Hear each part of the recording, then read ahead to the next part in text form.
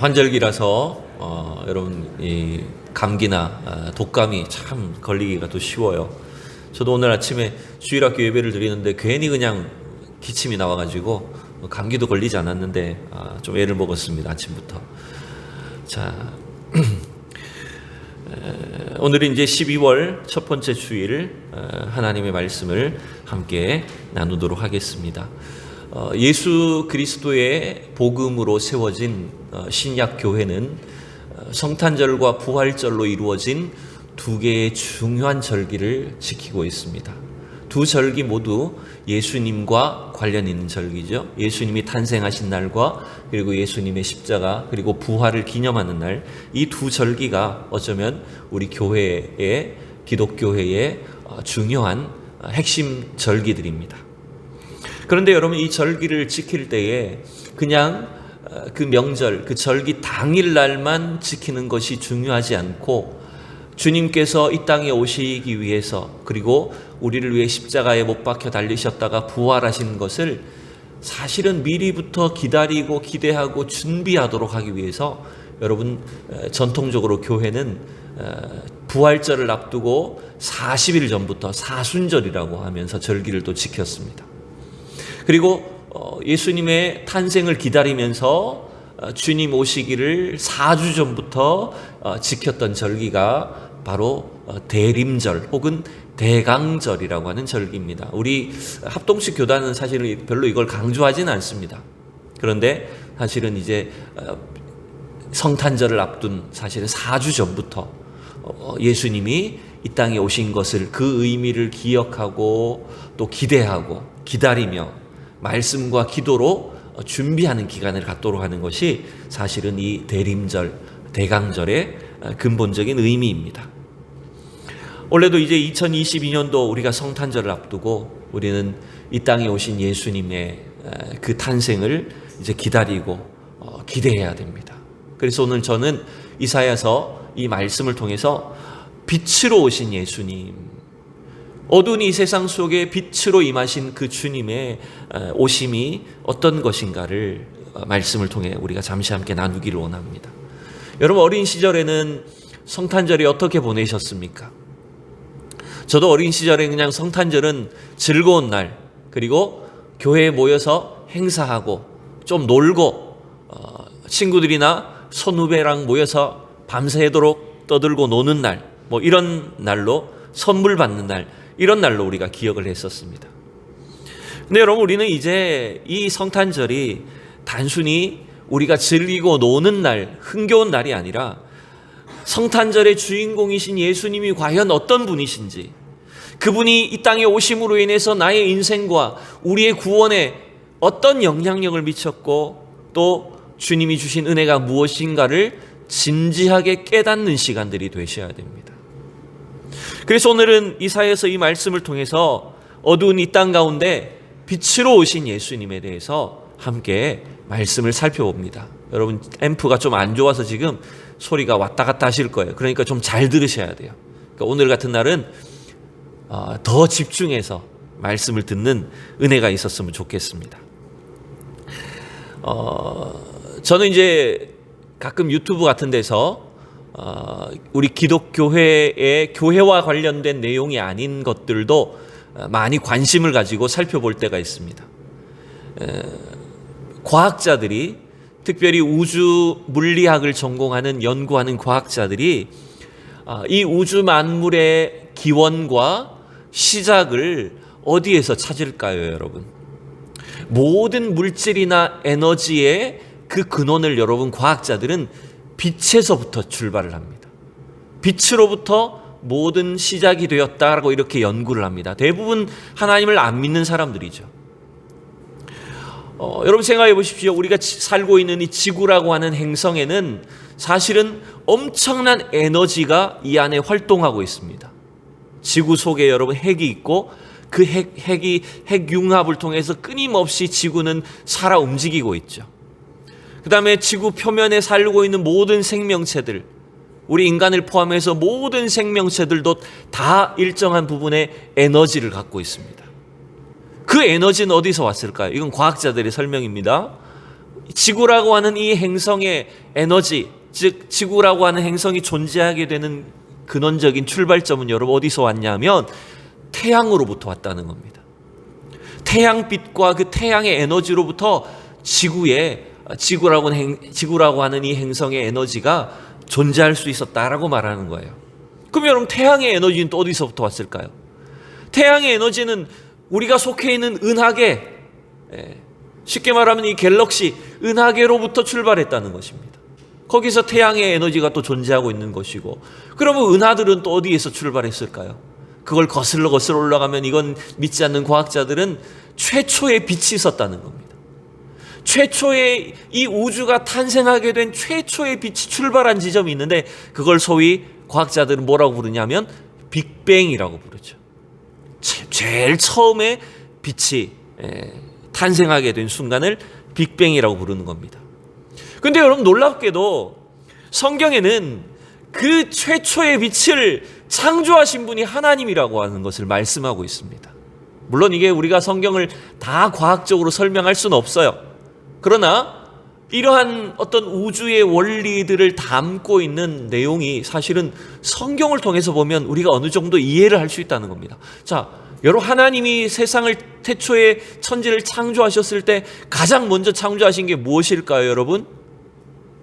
우리가 1절, 2절을 보지만 사실은 하나님이 가장 먼저 창조하신 것을 들라고 한다면 3절이죠. 하나님 뭘 창조하셨습니까? 우리 3절 읽어봅시다. 시작. 하나님이 이르시되 빛이 있으라 하시니 빛이 있었고.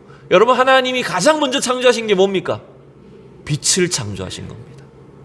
이 우주의 출발점이 되었던, 어쩌면 빅뱅이라고 할 수 있는 그 최초의 빛과 에너지를 창조하신 분이 하나님이란 말이에요. 여러분 그러면 그 빛이 있기 전의 상태는 어땠습니까? 2절이 그걸 보여주죠.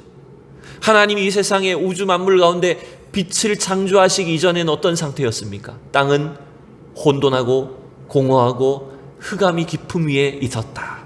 여러분 혼돈, 그 다음에 공허, 흑암, 이 세 단어로 빛이 있기 이전에, 하나님의 창조가 있기 이전의 상태를 표현을 하고 있어요. 여러분 그래서 하나님이 빛을 창조하시기 전에 이 땅은 여러분 땅이라고 말할 수도 없고 무질서와 그냥 어두움밖에 없었다라고 볼 수 있는 겁니다. 하나님이 빛을 창조하심으로 인해서 뭐가 생겼을까요? 무질서한 세상에 질서가 생긴 겁니다. 아무것도 없는 공허한 이 땅 가운데 어떤 존재, 에너지들이 생기기 시작했고, 그로 인해서 하나님은 이 땅의 우주 가운데 생명체, 특별히 지구라고 하는 이 행성이 존재하게 해주셨다는 거예요. 여러분 그런데 이 빛의 창조는, 하나님의 창조의 역사는 단순히 물리적인, 물질적인 창조만을 설명하는 게 아닙니다. 여러분 이것은 하나님이 우리 가운데 빛을 창조해 주신 것은 어쩌면 우리 인간의 영적인 상황을 그대로 설명하는 것이기도 합니다. 여러분 그게 무슨 말이냐면요, 하나님께서 지어주신 우리 인간도 마찬가지로 하나님의 창조로 인해서 우리는 어떤 질서가 생기게 되었고, 우리 안에 어떤 에너지와 존재가 생기게 되었고, 특별히 우리 영혼이 존재하게 되었던 것 아닙니까? 그런데 여러분이 하나님의 이 창조의 빛을 잃어버린, 하나님의 이 창조의 은혜를 잃어버린 인간은 어떤 상태가 되는 것일까요? 결국 2절과 같이 되는 거예요. 우리 인간의 내면은 여러분 혼돈하고 공허하고 흑암이 깊은 가운데 있는 그런 어두움 속에 살 수밖에 없는 존재가 된다는 것입니다. 여러분 오늘 이사야에서도 그걸 분명하게 우리에게 가르쳐줘요. 오늘 우리는 9장을 읽었지만 8장 마지막 절을 보면 이런 구절이 나옵니다. 이사야서 8장 22절을 읽어볼게요. 시작. 땅을 굽어보아도 환난과 흑암과 고통의 흑암뿐이리니 그들이 심한 흑암 가운데로 쫓겨 들어가리라. 여러분 흑암이 몇 번 나옵니까? 요 짧은 22절에서 3번이나 나옵니다. 하나님의 그 구원의 빛을 받지 못하면, 하나님이 우리를 창조해 주신 그 근본적인 창조의 빛을 잃어버리면 인간은 흑암 속에 거한다는 거예요. 그 어두움과 흑암 속에 헤매다가 죽음의 길을 갈 수밖에 없는 것이 인간의 상태라는 것입니다. 특별히 스스로 하나님의 백성이라고 말하는 이스라엘조차도 여러분 여기서 피해갈 수가 없다는 것을 가르쳐 줍니다. 그래서 여러분, 이 이사야서 9장 말씀은 이러한 흑암 가운데 있는 우리 인생을 구원하시는 하나님의 방법이 무엇인가를 설명해 주고 있어요. 어두움 속에 갇혀 있는 우리 인생을 위해서 하나님께서 베푸신 구원의 방법은 바로 빛을 보내신 것입니다. 흑암 가운데 있는 이 세상에 최초의 창조의 빛을 발하신 것처럼, 창조하신 것처럼 흑암 가운데 있는 우리 인간의 영혼을 구원하시기 위해서 하나님은 빛을 보내주셨다는 거예요. 그게 오늘 여러분 이 9장의 내용인 것을 우리가 알 수가 있습니다. 자, 오늘 우리는 이 9장 1절부터 7절을 통해서 이사야를 통해서 하나님께서 우리에게 빛으로 이 세상을 구원하시는 그 방법이 무엇인가, 어떤 구원의 예언을 주셨는지를 우리가 간단하게 빨리빨리 한번 살펴보겠습니다. 자, 우선 1절 2절을 통해서 이사야는요, 하나님이 빛을 주셔서 어두움을 물리칠 것을 예언하셨어요.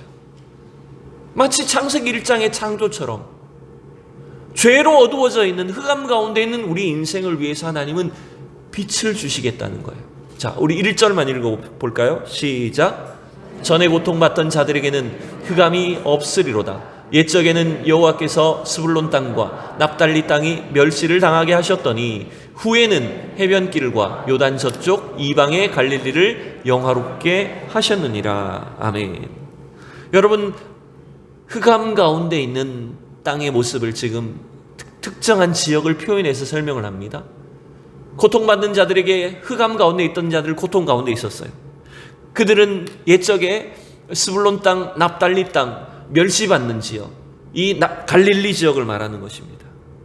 여러분, 이 땅이 고통받는 자들의 땅이었다고 성경은 말하고 있어요. 여러분, 이 스불론과 납달리는 이스라엘에서는 북부 지역이고요, 갈릴리로 놓고 보면 서쪽이죠.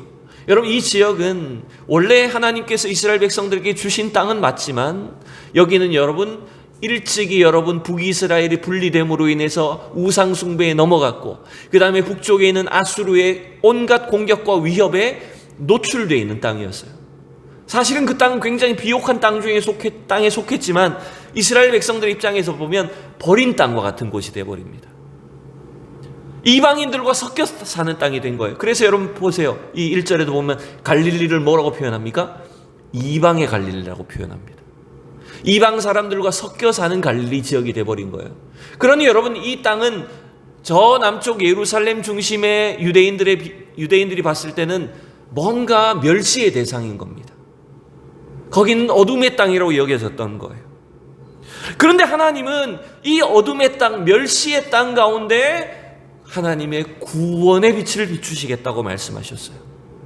여러분, 이 예언은 사실은 우리는 이제 신약을 통해서 알게 되죠. 이 예언은 누구를 통해서 성취될 예언을 말하는 것입니까? 바로 그 땅에 오실 예수님. 갈릴리 나사렛에서 생활하시고 갈릴리에서 사역하시는 그 예수 그리스도를 통해서 이 말씀이 성취될 것을 말하는 거였어요. 멸시받던 사람들, 어둠 가운데 있던 인생들 가운데 빛이신 예수님이 오심으로 인해서 그들에게 있던 고통과 흑암이 사라지는 것을 말하는 것입니다. 이 예루살렘의 유대인 종교 지도자들은 이 갈릴리 땅을 멸시했어요. 그 땅에서 사역하던 예수님도 멸시하고 배척을 합니다. 왜 그럴까요? 이 유대 종교 지도자들은 자신들의 빛이 훨씬 더 자랑스러웠으니까요. 자신들이 입고 있는 그 화려한 의복, 자신들이 지키고 있는 그 율법의 빛을 자랑하면서 이방의 땅 가운데, 이방의 갈릴리에 오신 예수님의 빛을 멸시했어요. 필요 없다고 여겼어요. 그래서 예수님을 알지도 못했고 예수님을 멸시하고 거부하고 말았습니다. 여러분, 사실은 우리가 구원받은 것이 이런 것입니다.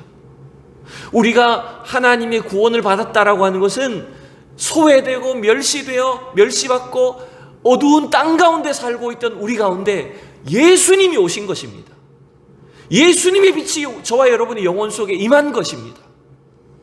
그래서 우리가 그 빛을 통해서 구원을 받게 된 것입니다. 여러분이 만약 예수님을 믿지 않았다면 어떻게 살고 있을까요? 저는 이런 생각 가끔 해봅니다. 여러분 만약 예수님 믿지 않았다면 지금 무엇하고 계실까요? 어떻게 사셨을까요? 세상 속에서. 아마 대부분 우리 성도들은 지금 교회 다니지 않고 예수 안 믿어도 다 착하셔서 다 선하게는 사셨을 거예요. 근데 여러분, 밖으로 드러나는 그 행실의 선함과 행동의 착함과 우리 내면의 어둠과는 별개의 문제입니다. 우리는 겉으로 사람들에게 보이기 위해서 얼마든지 착하게 살 수 있습니다. 선한 행동 많이 할 수 있습니다. 그러나 여러분, 우리가 예수 그리스도의 빛을 우리의 영혼에 받지 않았다면 저와 여러분 속에 우리 내면의 어둠을 해결할 길은 없습니다. 우리의 영혼 속의 그 어두움과 절망을 여러분 이길 수 있는 사람, 그 어두움을 해결할 수 있는 사람은 아무도 없다는 걸 여러분 기억하셔야 됩니다. 이러한 어둠 속에 있던 우리를 위해서 예수님의 빛이신 예수님을 우리에게 비춰주셔서 하나님은 우리가 생명의 열매를 맺게 하셨어요. 자, 이 말씀을 여러분 이제 에베소서에선 사도 바울이 이렇게 말합니다. 우리 8절 9절을 2절 읽어볼게요. 시작. 너희가 전에는 어둠이더니 이제는 주 안에서 빛이라. 빛의 자녀들처럼 행하라. 빛의 열매는 모든 착함과 의로움과 진실함에 있느니라. 우리가 원래는 어디에 속했다고요? 우리는 어둠이었어요. 우리는 어둠 자체였다는 겁니다.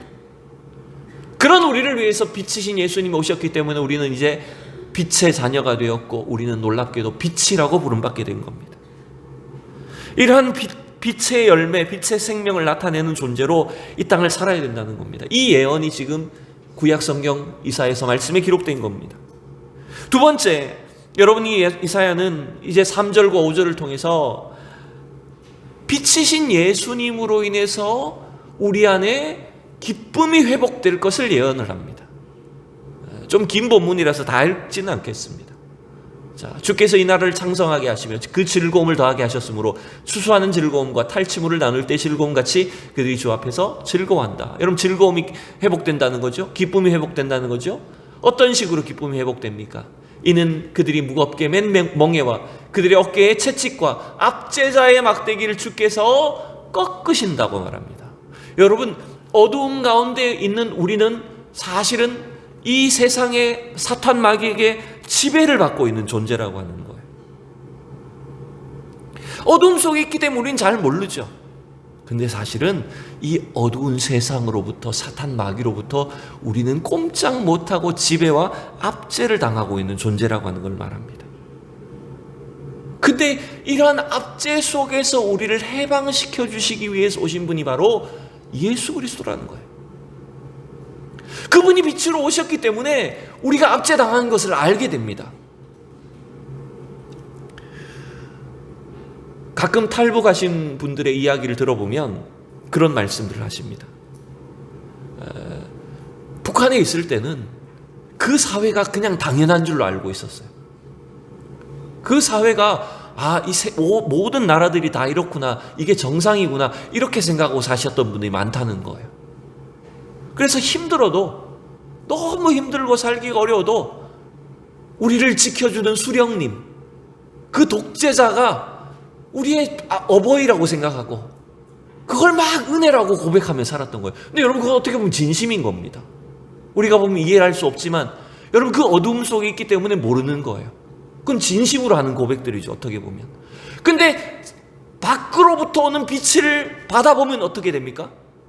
외부로부터 오는 뭔가 세상의 영향과 빛을 딱 받고 현실을 바라보면 이게 뭔가 이상한데, 우리가 뭔가 잘못되어 있는데, 이걸 느끼게 되는 겁니다. 여러분, 이것처럼 어두움 가운데 있는 우리 인생들은 이러한 세상의 권력을 잡고 있는, 또 혹은 세상 공중권세를 잡은 사탄 마귀의 지배와 압제 속에 있으면서도 우리가 그걸 모르고 있을 때가 많다는 겁니다. 그런데 이 땅에 오신 예수님은, 빛으로 오신 예수님은 어떻게 하십니까? 그 독재자의, 그 지배자의 권세를 어떻게 해버리십니까? 꺾어버리신다는 겁니다. 그 어둠의 힘을 빛으로 드러나게 하시고 빛으로 이겨버리신다는 겁니다. 그로 인해서 우리 안에는 잃어버렸던 그 즐거움, 기쁨과 은혜와 평강을 회복하게 하신다라고 하는 것입니다. 이게 여러분, 이사야가 이미 700여 년 전에, 예수님이 오시기 700여 년 전에 예언했던 내용이고, 그것이 그대로 예수님을 통해서 성취되었다는 것입니다. 여러분, 저와 여러분이 예수 그리스도를 믿음으로 인하여서 이 놀라운 주님의 평강, 기쁨과 즐거움이 회복된 줄로 믿습니다. 또한 제가 북한 이야기를 했지만, 저 어두운 땅, 얼어붙은 저 북한 땅에도 하나님의 빛이, 예수 그리스도의 빛이 들어가서 그 땅을 밝히고 회복시키는 놀라운 역사가 일어나기를 진심으로 축원합니다. 세 번째, 여러분, 이사야가 예언하는 세 번째 말씀 뭐냐면 이제 6절과 7절을 통해서 한 아기의 탄생을 예언합니다. 자, 6절 너무나 중요한 말씀입니다. 같이 우리 6절 읽어보겠습니다. 시작. 이는 한 아기가 우리에게 낳고 한 아들을 우리에게 주신 바 되었는데 그의 어깨에는 정사를 메었고 그의 이름은 기묘자라 모사라 전능하신 하나님이라 영존하시는 아버지라 평강의 왕이라 할 것임이라. 아멘.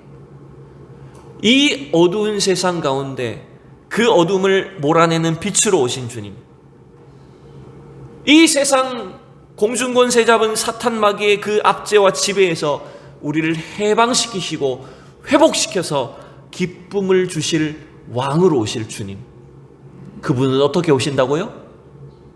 6절에 보니까 어떤 모양으로 오신다고요? 한 아기로 태어난다고 말합니다. 한 아기가 올 거라고 예언을 합니다. 여러분, 참 이상한 일이죠. 이러한 강력한 어떤 통치자 왕으로 오신다면 뭔가 대단한 모습으로 이 땅에 와야 될 것 같은데, 그 예수님은 연약한 아기의 모습으로 온다고 말합니다. 근데 여러분, 그 아기는 어떤 아기입니까? 보통 우리 가정에서 태어나는, 우리의 자녀들처럼 태어나는 그런 평범한 아기가 아닙니다. 그 아기의 어깨에는 뭐가 있다고요? 정사를 메었다. 여러분, 이 정사는 정권을 말하는 겁니다. 권력을 말하는 겁니다. 하나님이 주신 그 권력, 하나님이 주신 이 통치력이 그 어깨에 있고, 그 이름은 기묘자라 모사라, 그분은 놀라운 일을 행하실 분이라는 것입니다. 더군다나 그 아기로 태어나신 그분은 전능하신 하나님 자신이라는 거예요. 영원토록 존재하시는 아버지가 되시고 어두운 이 땅 가운데 참된 평강을 허락해 주시는 평강의 왕으로 오신다고 말합니다. 여러분, 이건 구약시대의 입장에서 보면 이건 놀라운 예언이에요. 도대체 어떻게 이런 인물이 올 수 있는가? 도대체 그 인물은 어떤 왕의 아들인가? 알 수도 없고 찾을 수 없는 그런 예언이었지만, 이 예언은 우리가 이제 신약을 통해서 예수 그리스도를 통해 그대로 성취된 것을 우리는 신약의 빛을 통해서 알 수가 있습니다. 그래서 여러분, 이 신약 성경의 가르침을 통해서 우리는 이 구약의 모든 가르침이, 이 말씀이 바로 예수 그리스도를 장차 오실 구원자 예수 그리스도를 나타내는 말씀이구나라고 하는 것을 알게 되는 것입니다. 여러분, 그런데 저는 여기 한 가지 덧붙입니다. 아는 것으로 되는 게 아닙니다. 이러한 성경의 지식을 안다고 해서, 성경의 내용을 많이 외운다고 해서 되는 게 아닙니다. 여러분, 중요한 게 뭔지 압니까? 빛으로 오신 예수님을 여러분이 만나셔야 됩니다. 빛으로 오신 예수님이 여러분 속에 들어오셔야 됩니다. 그게 바로 이 이사야의 예언이 우리에게 그대로 성취되는 방법이라는 것입니다. 여러분, 이 빛이신 예수님을 우리가 영접하는 것은 무슨 의미일까요? 여러분, 그것은 일단 내 속에 깜깜한 어두움이 있다는 것을 인정하는 데서부터 출발을 합니다. 빛이 없는 그 혼돈과 공허와 어두움은 전기불이 없어서 캄캄한 저 북한 땅만을 의미하는 게 아닙니다. 물리적으로 빛이 비치지 않는 그런 장소를 의미하는 게 아닙니다. 사실은 우리의 이 영혼의 내면을 말하는 것입니다. 한시라도 하나님의 은혜가 우리 속에 없으면 저와 여러분은 늘 이 흑암 속에 갇혀 있을 수밖에 없는 존재입니다. 그 예수 그리스도의 빛 되심을 우리가 받아들이려면 내 안에 있는 이 어두움을 인정해야 됩니다. 그렇지 않습니까? 내가 이렇게 지금 어두움 속에 있구나라고 하는 것을 알고 그 사실을 주님 앞에 인정을 해야 문을 열어서 빛을 받아들일 것 아닙니까? 그런데 끊임없이 내 안에 어두움이 있다는 것을 인정하지 않는다면 여러분 아무리 빛을 비추어줘도 문을 열지 않으니까 받아들이지 않는 겁니다. 제가 참 책에서 재미있는 내용을 읽어봤어요. 여러분 만약에 여러분의 친구들이 갑자기 여러분에게 야 내가 갑자기 돈이 생겼다, 야 한 10억 줄게. 여러분 친구가 만약에 여러분에게 그렇게 10억을 준다, 아니면 뭐 한 1억이라도 갑자기 야 내가 뭐 이렇게 돈이 생겼는데 그냥 줄게 이렇게 한다고 칩시다. 그럼 여러분 그걸 받아들이려면 우리가 어떻게 해야 됩니까? 만약 내가 친구한테 자존심을 세워가지고 내가 그거 받을 만큼 가난하지 않아 자존심 세운다면 어떻게 될까요? 줄까요 안 줄까요? 굳이 줄 필요가 없죠. 달라고 하지도 않으니까. 여러분 그런데 빛이 되시는 예수 그리스도께서 우리에게 있는 어두움을 아시고 그 빛을 주시려고 할 때 내가 내 안에 있는 어두움을 인정하지 않는다면, 자존심만 세운다면 여러분 어떻게 빛을 받아들이시겠습니까? 여러분 그래서 주님 앞에는요 절대 자존심 세우시면 안 돼요. 우리가 교회에 와서 성도들 만나고 예배 드리는 것은 이렇게 깨끗한 옷 입고 이렇게 멀쩡하게 사실은 나와야 되지만, 그러나 여러분 주님을 대면할 때는요 우리의 있는 모습 그대로 나아가야 되는 겁니다. 우리의 어둠을 그대로 주님 앞에 고백해야 되는 겁니다. 하나님 내가 지난 한 주간에 또 이렇게 어둠 속에서 살았습니다. 하나님을 잊어버리고 살았습니다. 내 안에 이러한 어둠이 남아 있습니다. 이러한 죄의 상처들 때문에 여전히 내 영혼이 어둡습니다. 여러분 이걸 인정하셔야 돼요. 그걸 주님 앞에 고백함으로 인해서 빛으로 오신 예수님이 여러분 가운데 비치실 수가 있는 겁니다. 그러면 어떤 역사가 생길까요? 예수님이 여러분에게 임하시기만 하면 여러분의 어두움이 물러갈 줄 믿습니다. 여러분 어두워졌던 여러분의 모든 삶이 회복될 줄로 믿습니다. 주님이 이루어주시는 놀라운 생명과 기쁨이 우리 안에 체험되게 될 것입니다. 여러분 이런 사실들을 믿으셔야 돼요. 이제 말씀을 맺습니다. 이제 며칠 있으면 2022년도에 이제 성탄절입니다.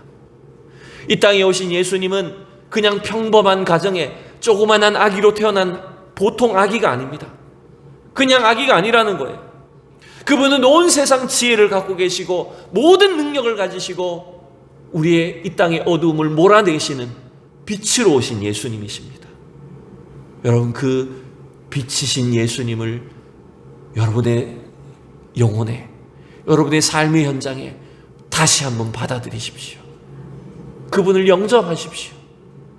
그로 인해서 여러분의 삶이 달라지는 것을 이번 성탄을 통해서 다시 한번 경험하십시오. 그러면 하나님은 우리를 통해서, 빛을 경험한 우리를 통해서 하나님의 놀라운 일들을 이루어 주실 것입니다. 마지막 말씀 이사야서 60장 말씀 함께 읽어봅니다.